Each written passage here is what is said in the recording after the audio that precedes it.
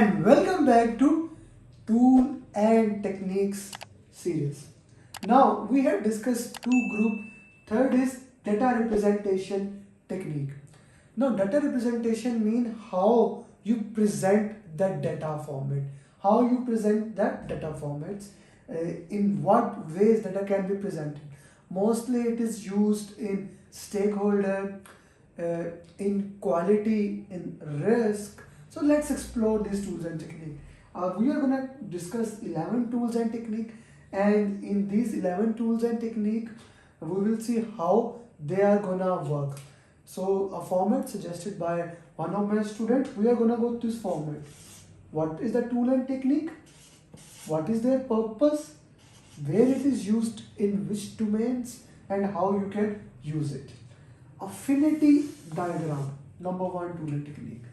The word affinity, whenever you see the words affinity, it means categorization. Categorization of something.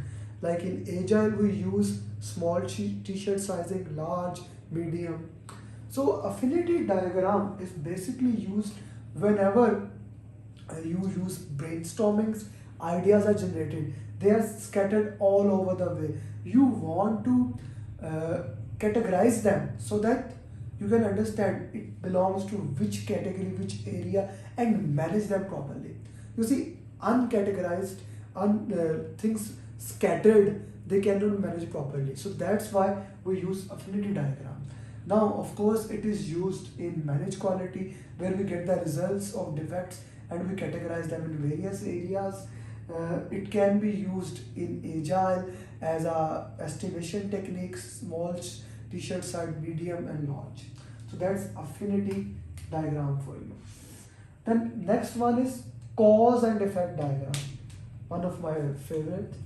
Cause and effect diagram has various names: fishbone diagram, Ishikawa diagram, okay, or root cause analysis diagram. You make a fishbone like this.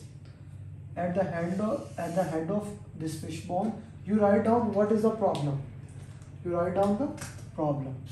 What is the problem here at the head of the fish? Okay. Here you write cause.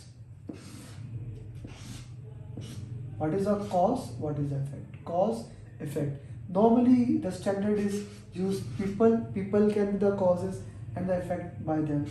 Process, equipment, environment, these are the general causes. So this is used to go to the root cause of the thing, to find out the reason why a particular defect exists and how we can remove them. So cause and effect diagram. Next is control charts.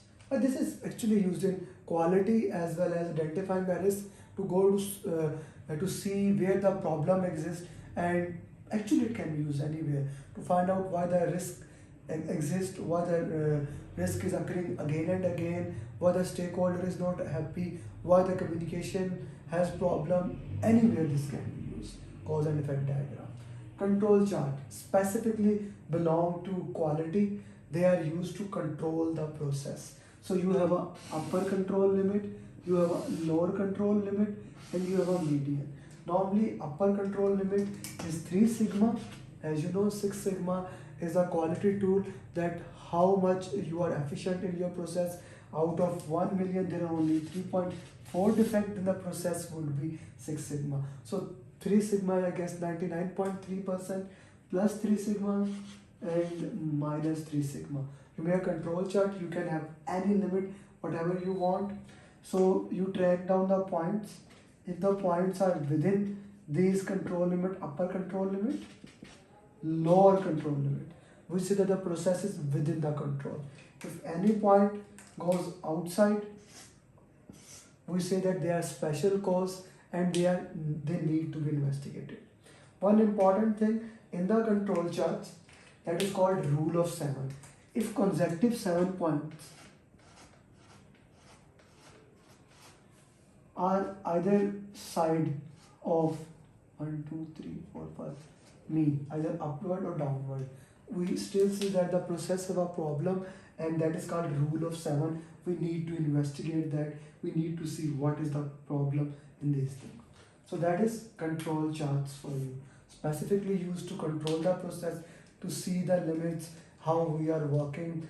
It is highly used in the process industries to see and identify where the defects in the projects lies and how we can work on them. The next is flow chart. Again, use for quality. Now, this is basically sequence of steps. It's as simple as this sequence of steps. Step 1, step 2, step 3. So it shows the sequence of steps. My journey videos are all kind of flow chart or mind map showing the flow. This is the step 1, step 2, step 3, step 4, step 5, step 6, step 7, things like that. So flow charts. Okay. So I guess the flow chart is clear. The next is hierarchical chart. Now, hierarchical chart are your organizational chart, organogram. Can be used in resource, or can be used in stakeholder, can be used in quality. This matrix diagram.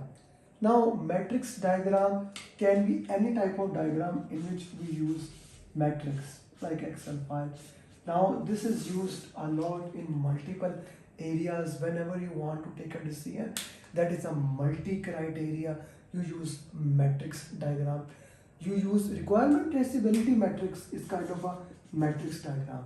RACI chart, responsible, accountable, consult, inform, is a type of a matrix diagram. So wherever you want to make a matrix and you want to track, you will use matrix diagram. A very powerful tool and the one you must master. Mind mapping. So I don't think so. If you are my constant viewers, you know what is mind mapping. I'm a guy who is a big fan of mind mapping. Mind mapping is something then connect the dots just like a tree to understand the information. Then the next is, of course, the topic belongs to risk, probability and impact matrix. What type of probability and impact matrix are you going to use? Are you going to use 3x3 matrix? Okay, 1, 2, 3, 1, 2, 3, or 5x5 matrix.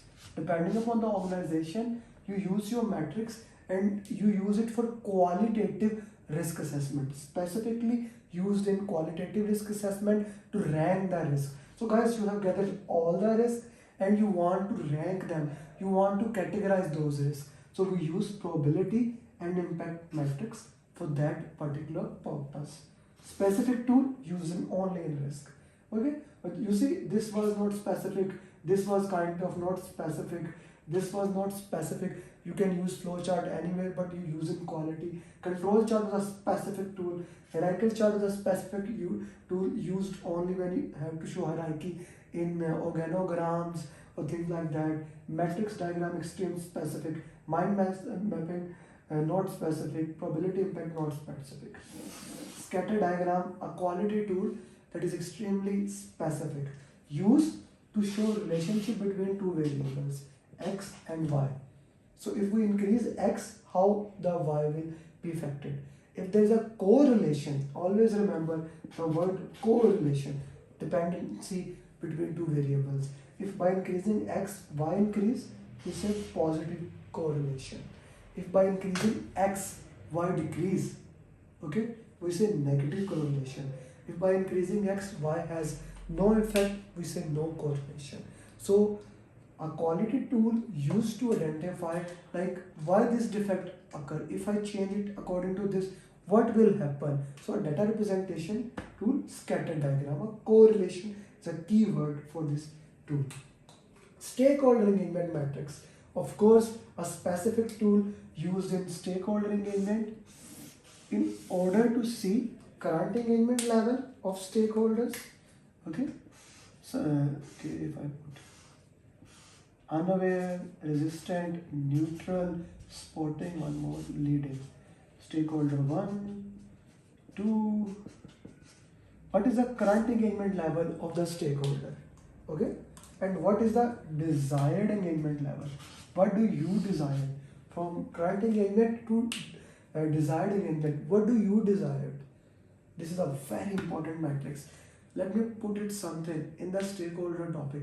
After power and trust grid, this is the most important thing. The stakeholder engagement plan is made on this base. We list down all important stakeholders.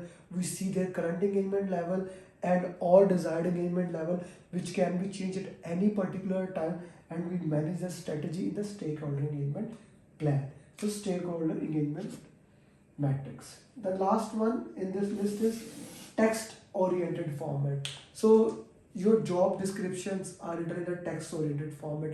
In that text form, we write it down to represent data. Lesson learned register can be used there. Mostly job descriptions are in this kind of forms. So these were some 11 tools that are important in data representation category, group 3 category.